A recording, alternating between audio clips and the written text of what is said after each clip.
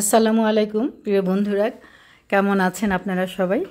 আশা করি সবাই ভালো আছেন আল্লাহর রহমতে। আমিও ভালো আছি, আমার জন্য দোয়া করবেন। আজকে দেখতে পাচ্ছেন আমি আমার ছাদ বাগান থেকে এই সিজনের প্রথম করলা তুলে নিচ্ছি।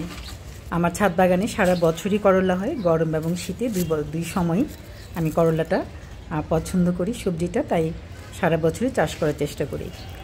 বন্ধুরা, আজকে কথা বলবো করলা গাছের করলা কীভাবে বেশি করে হয়, কি সার দিলে, কি খাবার দিলে, কিভাবে যত্ন নিলে করলার গাছের অনেক প্রচুর পরিমাণে স্ত্রী ফুল আসবে এবং গাছ খুব হেলদি হবে এবং গাছের ফলন খুব সুন্দর হবে।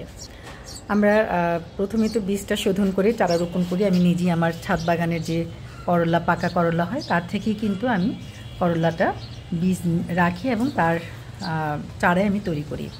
তা আপনারা অবশ্যই ভালো মানের বীজ রোপণ করবেন, তাহলে ভালো ফলন পাওয়া যাবে।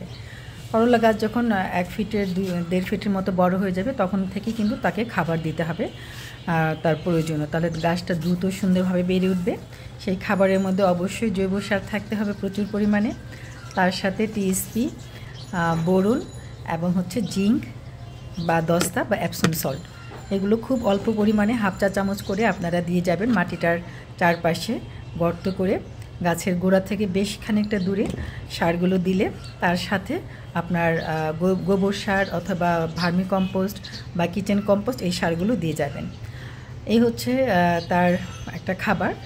আর আরেকটা খাবার লিকুইড ফর্মে আমি দিই, যেটা যে 15 দিন অন্তর অন্তর আমি গাছে শস্যের খোল পচা পানি, আমার যে কিচেন কম্পোস্ট আছে সেটাও ভেজানো পানি, কলার খোসা ভেজানো পানি। কলার খোসাতে জানেন যে প্রচুর পরিমাণে পটাশ থাকে এবং গাছে ফুল ফল ধরাতে হলে পটাশ সারের ভূমিকা অন্যতম।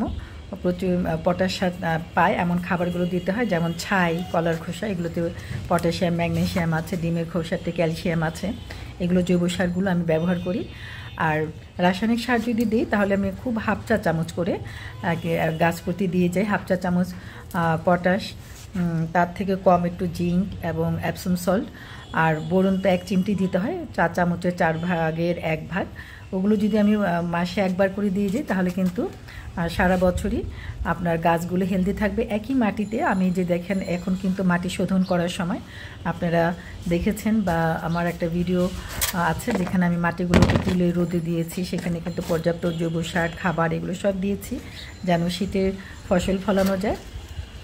দেখেন কত সুন্দর আমার করলা, মরিচ, বেগুন, সিম এগুলো কিন্তু ধরে আছে।